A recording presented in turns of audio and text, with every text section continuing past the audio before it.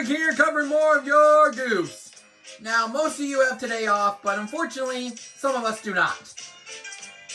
And since it's Thursday, I mean, you know what happens here. So this week is Home at Last.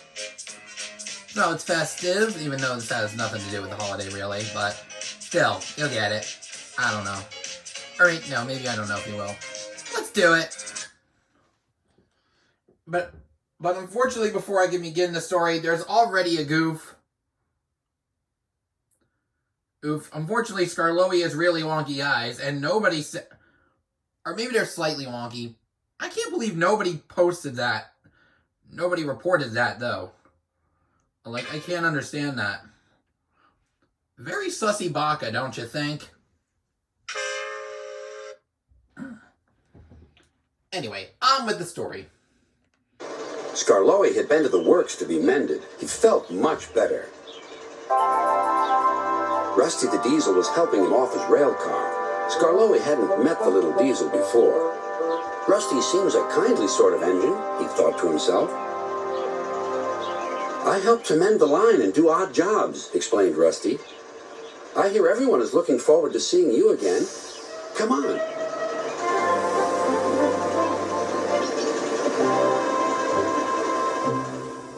Peter Sam was feeling depressed. He was still getting over his accident, but he wanted to start work again. Sir Topham Hatt wouldn't let him. Another day's rest will do you good, he said. Besides, I've got a surprise for you. For me, sir? How nice, sir. What is it, sir? Wait and see. The surprise was Scarlowey. Oh, said Peter Sam, I'm glad you've come home. They lit Scarlowey's fire and he sizzled happily. I feel all excited. Okay, that's a bit off. The camera shook.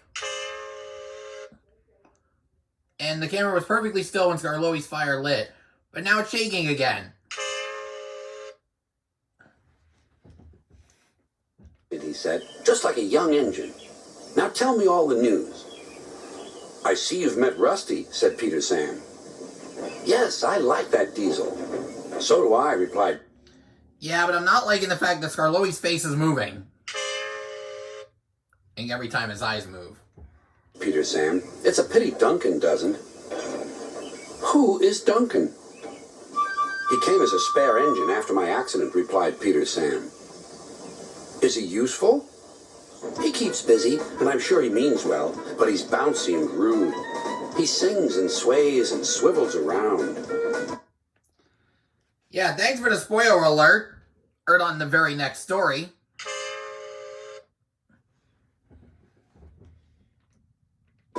His drivers call it rock and roll. I understand, said Scarlowey gravely. His driver interrupted. Duncan has done it again. He's stuck in a tunnel. Come on, old boy, we'll have to get him out. That's Duncan's whistle. Scarlowey was pleased. He wanted to run and looked forward to meeting Duncan. They found the caboose and some workmen. But apparently they haven't found Scarlowey's eyebrows.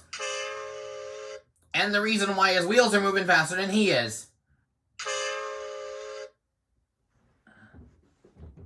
And hurried up the line. How nice and smooth the rails are, thought Scarlowey. They've mended all the old bumps. The little diesel has helped to do that. What a difference Rusty's made to the line.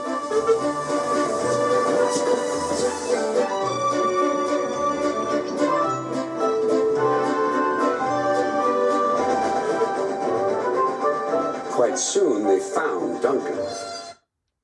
And there's a light at the end of the tunnel when there clearly should not be. Yeah, I mean, that's a little bizarre. First time that happens.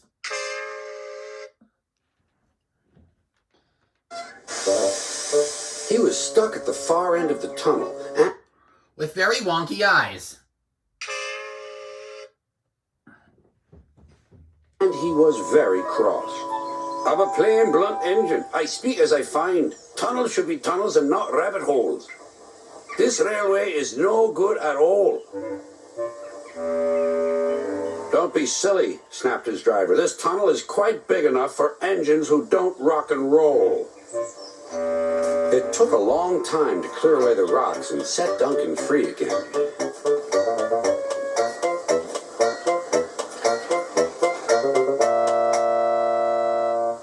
At last, Scarlowey was able to push Duncan and his coaches safely through.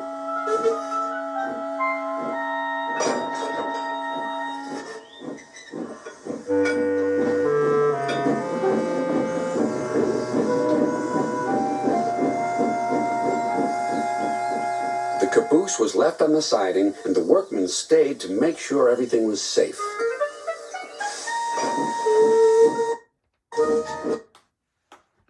Is it just me, or did Scarlowey have Duke's whistle?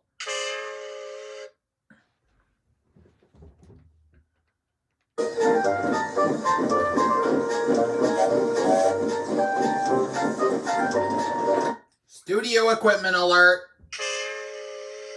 It's actually in the sky.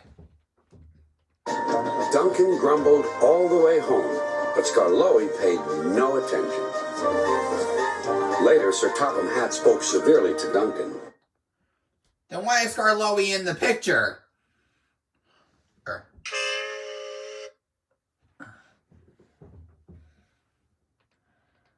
Listen to me. There is nothing wrong with that tunnel. You stuck in it because you tried to do rock and roll. Tunnels are not dance floors, and you are not a pop star. Then Sir Topham Hatt gave his full attention to Duncan's funnel. If it happens again, he ended ominously, I shall find ways to cut you down to size. In other words, your career is on the line. Need I say more?